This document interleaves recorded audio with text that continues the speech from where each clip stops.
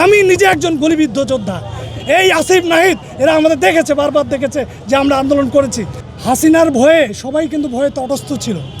এই আমরা এই ঢাকা শহরে এমন কোনো মানে ভিড়ের জায়গা নাই, মানে এই শাহবাগ বলেন, এই জাদু টিএসসি বলেন, এই নিউ মার্কেট বলেন, নীলক্ষেত বলেন, প্রেস ক্লাব বলেন, শত শত প্রোগ্রাম আমরা করছি।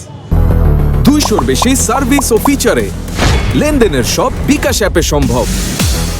মানে এই হাসিনা সরকারের ফ্যাসিস্ট লীগ এবং ফ্যাসিস্ট পুলিশ তারা আমাদের পিটাইতে পিটাইতে মানে অভ্যস্ত হয়ে গেছে। হ্যাঁ, কিভাবে মানুষকে পিটাইতে হয়, অর্থাৎ রিহার্সাল দিছে আমাদেরকে পিটায়। ঠিক আছে, আমরা সেই আন্দোলনকারী। আপনারা জানেন 2013-14 সালে কোটা আন্দোলন একবার হয়েছিল। তৎকালীন সরকারের মাননীয় প্রধানমন্ত্রীর উপদেষ্টা একজন ছিল এইচ টি ইমাম সাহেব, যিনি এখন মৃত, মরে গেছে। উনি করেছিল কি, বিসিএসে প্রিলিতেই কোটা অ্যাপ্লাই করা শুরু করছিল, এবং আমি আলামিন রাজু প্রথম এটা হাইকোর্টে এটা রিট করতে গেছিলাম, যেটা আপনি কখনোই করতে পারেন না। এই উনি মানে প্রিলিতে কোটা অ্যাপ্লাই করবে, অর্থাৎ যারা 33-35 পাইছে তাদেরকে কীভাবে ওই বিসিএসে টেকানো যায় সেই পদ্ধতি উনি অ্যাপ্লাই করা শুরু করছিল। সেটার তীব্র আন্দোলন একদিকে আমরা গড়ে তুলেছি, একদিকে মামলায়ও গেছি। পরে কিন্তু ওই যেই বিসিএসের এগেনস্টে আমি মামলা করেছিলাম, সেই বিসিএসটা 3বার রেজাল্ট হয়েছিল, তারপরে কিন্তু ওটা বাতিল হয়ে গেছে। 2018 সালে কোটা আন্দোলন আপনারা সবাই জানেন। 2018 সালে কোটা আন্দোলন, এই যে নূর রাশেদ ফারুক দেখতেছেন, এরা সহ আমি আলামিন রাজু, এই যে সমাজ বিজ্ঞান ভবনটা দেখতেছেন, এখানে আমার হাত দিয়ে আমি 5টা দফা লিখেছি, সেখানে কোটা উইথ 35 ছিল। এখন এই আজকে এই সাংবাদিকদের সামনে স্পষ্ট বলছে, ওরা গাদ্দারি করেছে এই 35 আন্দোলনের সঙ্গে, ওরা 35 হতে দেয় নাই।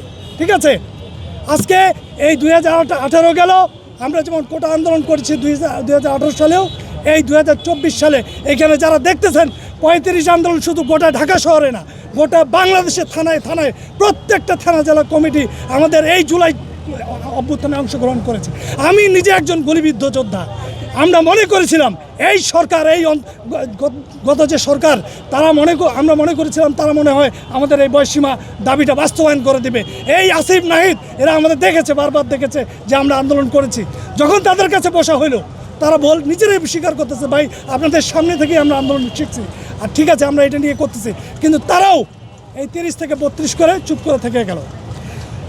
আপনি এই বয়সীমার ফাইল নিয়ে যান, আমলারা কি করে, তাদের অবসরের ফাইল ধরে দেয়। ঠিক আছে, আমরা মনে করি বাংলাদেশে অবসরের বয়সীমা বেড়ে গেছে, অবসর প্রায় মানে গড়ে 70, 75, 80 বছর হয়ে গেছে, সেখানে অবসরের বয়সীমা 65 বছর হতেই পারে। তাহলে আমরা মনে করি এই চাকরিকালটাকে আপনারা সময় কমায় নিয়ে আসেন। আমি কেন একজন 35-40 বছর ধরে একজন সরকারি চাকরিজীবীকে খাওয়াবো? আমার কী দায়িত্ব পড়েছে? আপনি এটাকে 15 থেকে 18 বছরের মধ্যে চাকরিকাল করেন, এর বেশি কোনো চাকরি হবে না সরকারি চাকরি। 15 থেকে 18 বছরের মধ্যে সীমাবদ্ধ করেন। আপনি যদি 15 থেকে 18 বছরের মধ্যে সীমাবদ্ধ করেন, তাহলে 3টা ব্যাচ, বর্তমান সময়ে 3টা ব্যাচ আপনি ইন আউট করতে পারবেন, তাহলে 3টা ব্যাচ নতুন ছেলেরা চাকরিতে ঢুকতে পারবে। এটা যদি করা যায়, তাহলে এই যে সরকারি চাকরি, তাকে যে 15 বছর চাকরি দেবেন, তাহলে ওই 15 বছর পরে তার 30 থেকে 45 বছর, তার ওই 45 বছর ওই টাকা নিয়ে এসে তো বিদেশ পালিয়ে দিতে পারবে না, তাকে তো এই দেশে থাকতে হবে, কিছু করতে হবে, তখন নিজেই সে উদ্যোক্তা হবে। তাই ওই সরকারি চাকরিজীবী যখন উদ্যোক্তা হবে, সে তখন 20 জন 50 জন একটা কুটির শিল্প, একটা কলকারখানা, একটা কোম্পানি গড়ে তুলবে। তাহলে কি হবে, আরও চাকরির বাজার তৈরি হবে।